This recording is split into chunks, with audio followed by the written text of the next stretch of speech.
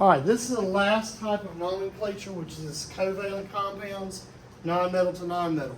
In type 3, we don't follow any of the rules that we followed for types 1 and 2.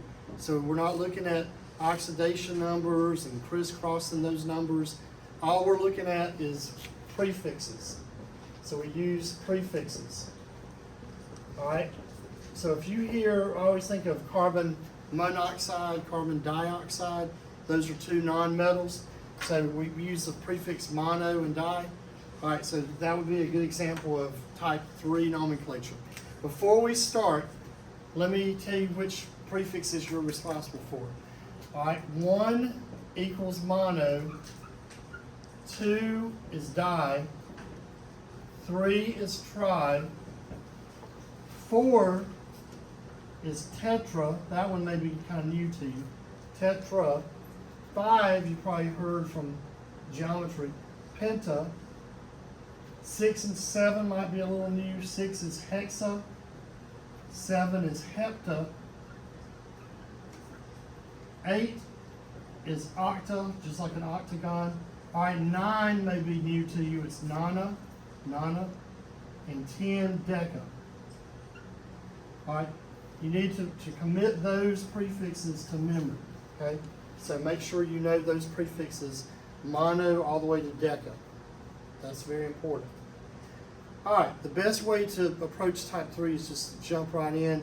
You know that you're going to be asked one of two things, either write the formula for or write the name of. All right, let's do write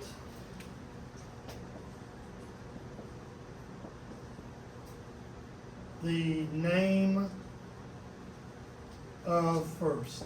All right, we'll do that. Those set of problems first. All right, let's say I had P2S5. All right, the first thing that you always ask yourself is this a type 1 or type 2 or type 3 example? Is it metal to non-metal, transition metal, or metals that have a varying oxidation number to non-metal, or is it non-metal to non-metal? So if it's non-metal to non-metal, which these are, then that would be a type 3 nomenclature. All right? So non-metal, non-metal uses prefixes. All you do is you start by writing down the number, the prefix for that number. All right? 2, the prefix is di. All right? And then it's a P, so we know the element is called phosphorus. All right? All right, now the second element, the anion, the negative element. It's sulfur, but we still have to change the ending to IDE. All right, so we have 5 of them, so the prefix is penta. So we'd say penta sulfide. So when you name it, you just name it. You don't have to worry about crisscrossing anything. You just look at the prefix, the number, and use the prefix. So 2 is di. 5 is penta. So it's diphosphorus pentasulfide. All right, so which is pretty straightforward, right? All right, and the more of these you do, it just gets easier and easier. Let's say I had N3O7.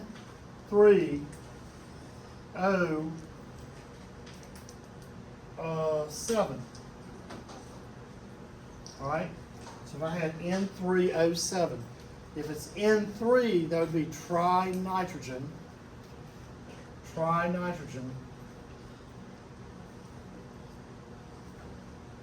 And then the prefix for 7 is hepta. All right, and then one little rule here: if you're going to have with oxygen, if you're going to have 2 vowels coming together, like an A and an O or an O and an O, we normally will drop the first vowel. So we say heptoxide, all right? Because if you listen closely, it almost sounds like you're saying hepta anyway, and it's just how we do it conventionally. You always, if it's oxygen, and you're going to have an A and an O together, or in the case of mono, if you have an O and an O, drop that first vowel. So trinitrogen heptoxide. All right? Let's do another example. So again, the more of these that you do, the easier it becomes. All right, if I do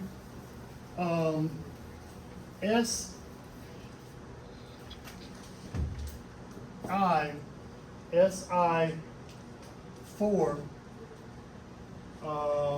Br8.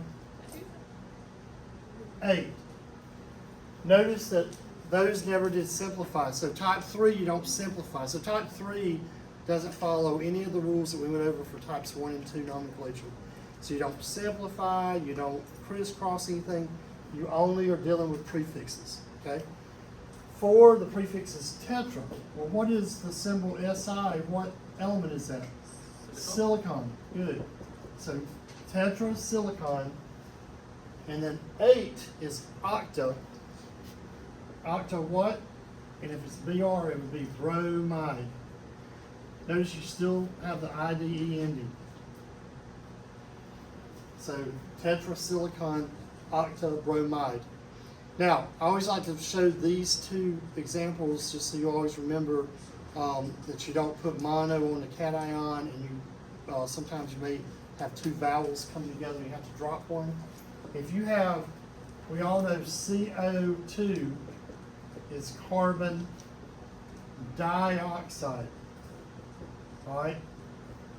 Just remember, we don't. If the cation, the first positive element, if it's just one of them, on the first element we never say mono. So that's how I remember that, because nobody says monocarbon dioxide ever. All right. If you have CO, all right, CO. Again, if it's the first element, all right, nobody ever says monocarbon, right? They just say carbon. So this one is carbon. All right, now you would think it would be monoxide, right? But if two vowels are going to come together, drop that first vowel. So that way all it is carbon monoxide. Carbon monoxide. So that's just one of those little exceptions to the rule, or little rules you just have to remember. So if you were to have, especially with oxygen and mono, if you're going to have monooxide, all right, drop the first O. If it were tetraoxide, drop the A on tetra. It would just be tetroxide. Okay? All right. And that's all you do for those. Now, if you were told to write we wrote the name, write the formula for it. All right, so let's do it the other way, write the formula of. So if you're instructed to write the formula of for, all right, and let's say we have trisulfide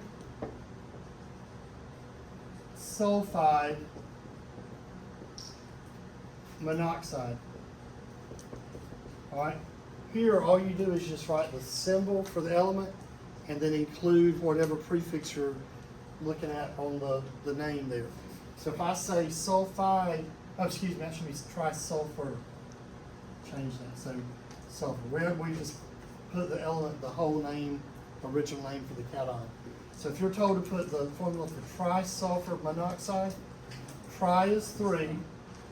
Mine would be like mono, right? So oxide is oxygen. So it's just 1. I don't have to put a 1. It's understood. So trisulfur monoxide. All right?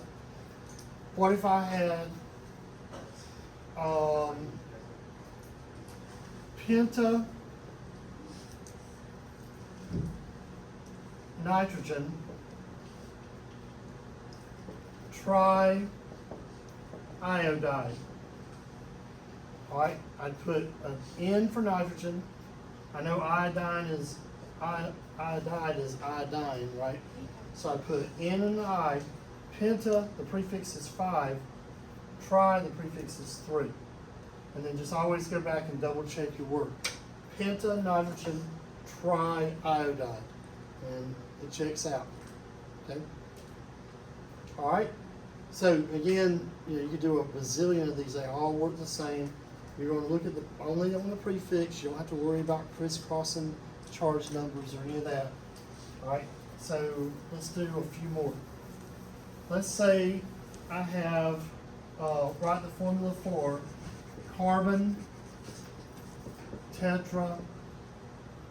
All right, carbon is C, chloride is chlorine, but there's 4 of them, so CCl4, carbon tetrachloride. Okay. All right, let's say I have sulfur. Let's make it a little. Let's say I have hepta sulfur dioxide. Sulfur is always S, all right? And if it's hepta, it's a number 7. Di means 2, and oxide is oxygen, so S7O2. All right. So again, all you focus on is using the prefix. We don't have to worry about anything other than the use of the prefix. Okay. If you have, let's say you have this situation. All right, if I have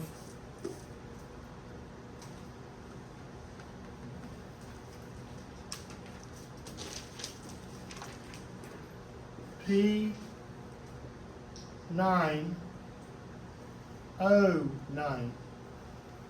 all right, so I have 2 9s, so I'm going to use the prefix nana, all right? Then I'd say nana phosphorus. So these may sound a little odd, but they're correct. So nana phosphorus. Now, because it's oxygen, all right, and we don't, it's just the way it's done. That looks a little odd to have 2 vowels coming together. Just drop the first vowel. And you'll get used to seeing the term non-oxide.